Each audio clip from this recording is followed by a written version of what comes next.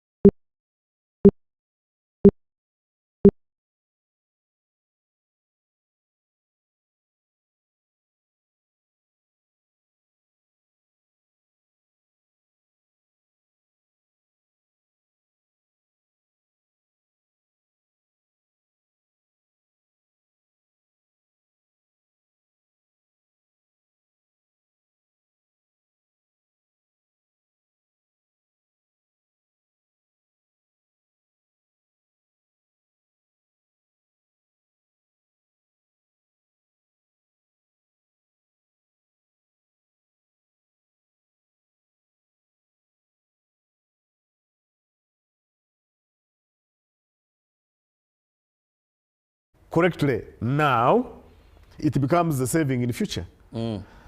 If we say, let's reform the NSSF and make it a pension program, I know many people will rise up in arms like they did. I remember when COVID, when some of us were saying, please, let's transform this one into a pension so that when you have your money at retirement, when you qualify to get it, yes, you can get part of it, but spread the rest, make it into a monthly contribution so that for 15 years after retirement, you have some predictable income that comes. So in essence, if we do that, and we also reform our public service pension to make it also contributory, then we will minimize, if the two are working, if the private sector interventions and the public sector are working properly, then the state is not going to be investing in programs such as SAGE, because everybody else will be covered in there. So if we get 1.7 million children, even if we made 1.5 of them productive at an early age, then we have eliminated the disability burden that comes in the future. So some people look at some of these programs as very expensive, and indeed they could be. But what about the future cost if we don't invest now? And that's why a country, and Europe, in America, they invest significant resources to ensure that they prevent huge resources again to be spent in the future by doing preventive investment. This in my view becomes preventive investment. And you're right, Honorable, because when you look at poverty cycles, you find a disabled person who grows because they are not catered for. This child grows into adulthood. Someone from somewhere also impregnates her. Yep. She didn't go to school. She can't educate the child. There is a trickle or a recurring factor of poverty. Later, insecurity. Today, if you look at how much we are spending on security, because we have these children that were not catered for. Look at the street children we have here. If we had proper social protection systems that would cater for that and we avoid such from happening, now, how much would we save in that area? So I think in the long run, we are saving more than we are injecting or we should inject now. Now, I'm also interested to know, have we made any milestones? Yeah, so, of course, there are milestones. Like I've said, we have the National Social Protection Policy 2015. This requires urgent review, and I'm sure the ministry must be working on it already. So that policy should come out to reflect the current circumstances. Of course, over 10 years span, quite a number of things have changed. Remember, like I've told, our socio-economic structure has changed, and we are seeing certain things that we didn't know were there. Number two, in 2024, about a year and a half ago, we launched the National Social Protection Strategy. Now, we have the Disability Act that was revised, which now is better than it was previously. We have NSSF Act that was amended with the regulations that are now flexible, because now NSSF can be able to operate more efficiently than it used to be. But more importantly for this child disability grant, child disability assistance program, the National Child Disability Assistance Program, at least there's a design. It has been designed. It has been accepted by government, and it is part of the National Budget Framework paper. For me, I think that is also a milestone, because this debate we have been having it in closed doors. Now we can bring this debate in the public domain and be able to look at its merits. On the social assistance grant, of course, remember, we started as a pilot program, heavily financed, 100% financed by donors. Now government took it up gradually, and now we have 100% ownership. We are talking about partial implementation because here we are targeting people who are 8 years and above. Now our focus is on older persons, 65 years and above, with the revision of the monthly payout from 25,000 to 35,000.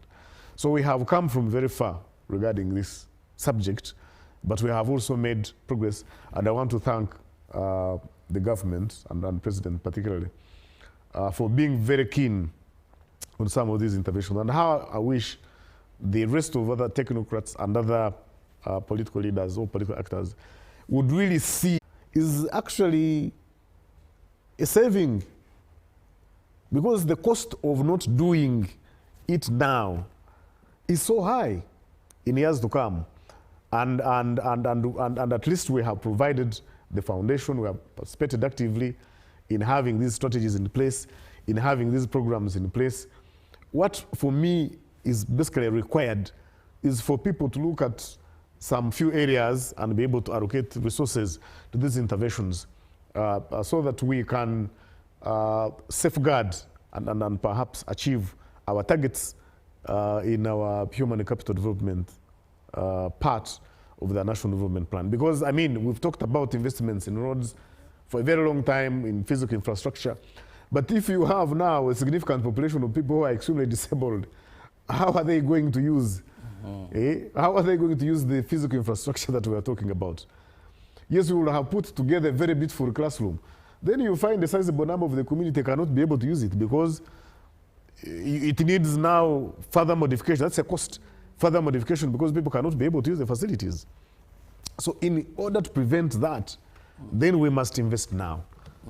And our technocrats, political actors should be alive to these factors and should also know, should also sit down and understand why these countries that we call developed have allocated significant portions of their budgets to this.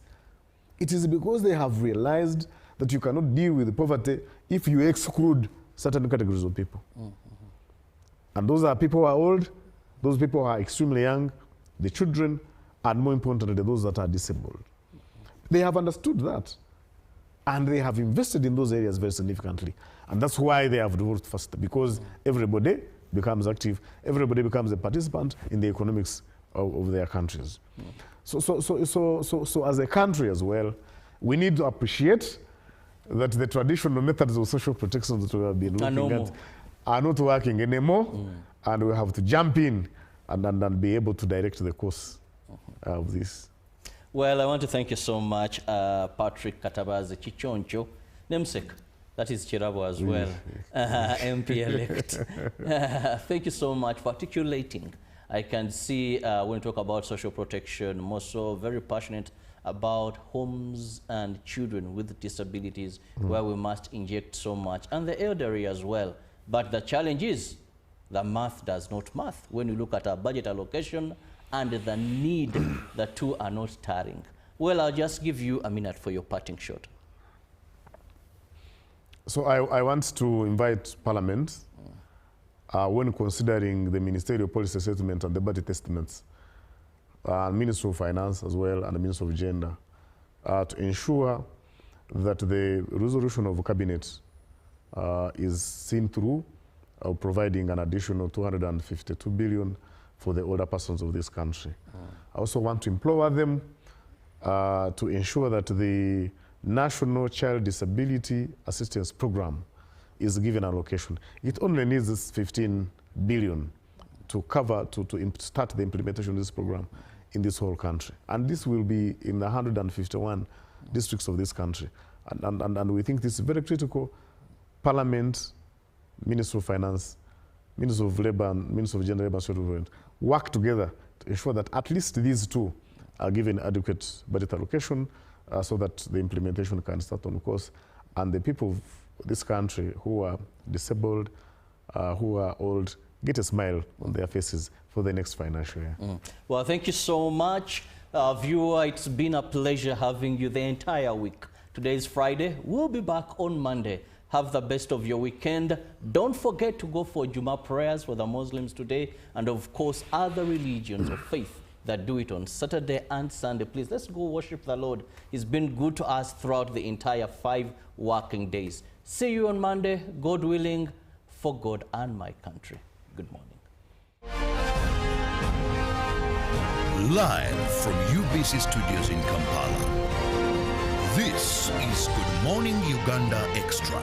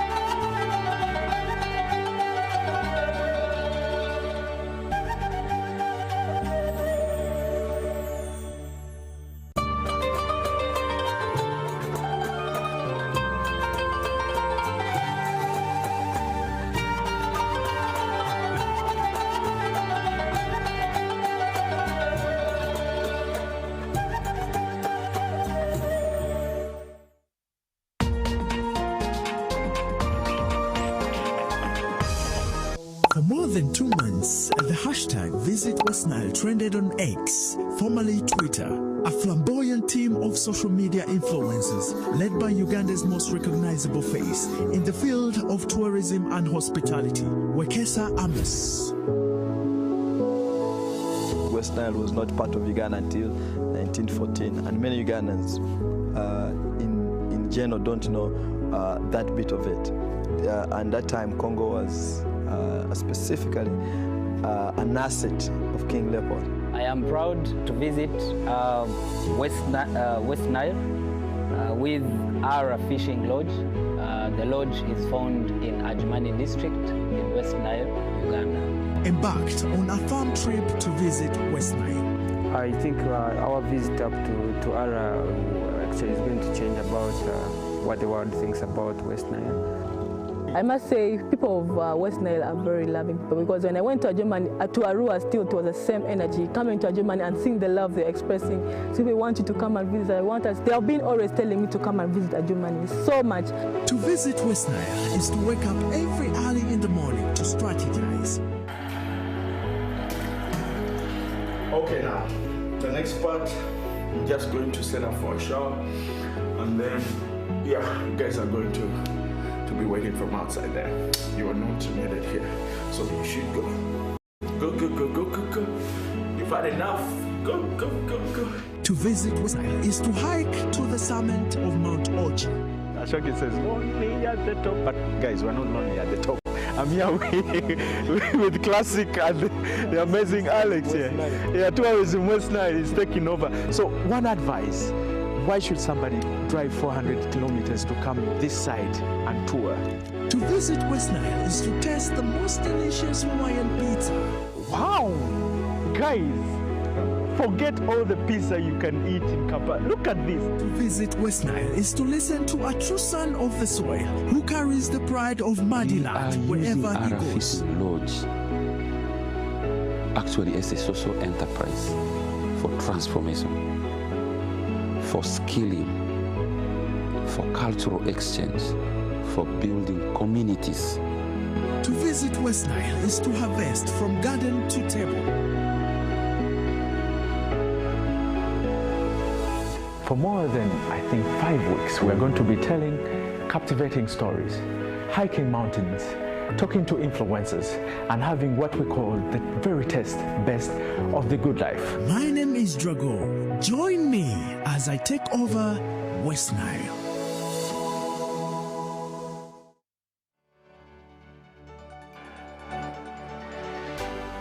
UBC, inspiring Uganda. Exercise can't be sustained. Eating can't be stopped. It's even harder to lose weight. Come and give it a try. Genshikang L-carnitine chromium capsules. Plant extract, scientific ratio. Take 3 capsules each time. The active ingredient accelerates fat burning,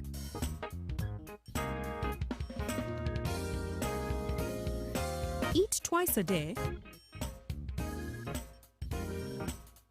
Don't take a detour. Weight loss starts now.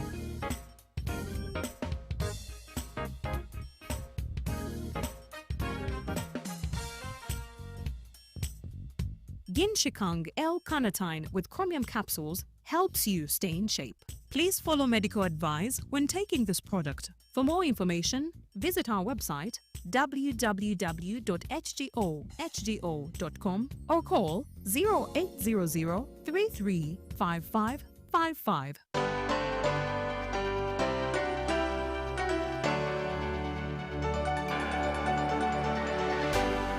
UBC, inspiring Uganda.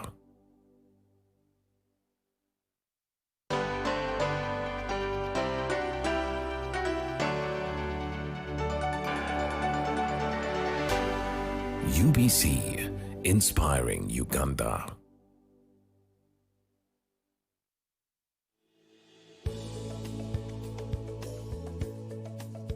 Sembabla district lies in the central region, about 48 kilometers northwest of Masaka, and nearly 190 kilometers from Kampala, right within Uganda's vast cattle corridor. For decades, the district's livelihood depended heavily on cattle keeping. But with the introduction of the parish development model, Sembable is experiencing a quiet but powerful transition. In Sembable Market Zone, one of the thousands now experiencing real change is Nakawesi Christine, a young woman who had just completed school but lacked any starting capital. With 1 million shillings from her PDM circle, Nakawesi first thought of starting piggery. But after enterprise selecting training, she opted for ventures she could grow quickly and sustainably, fruit and food retail trading. Amanya gange.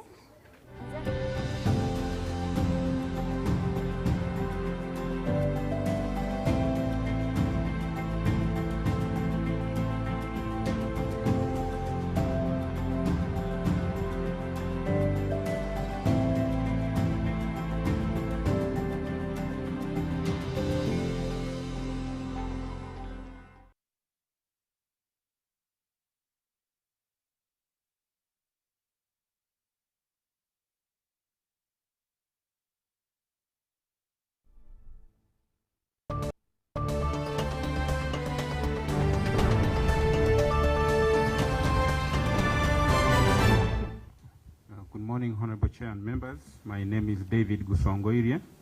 I'm a Senior Assistant Secretary in the Department of Finance and Administration, Ministry of Education and Sports.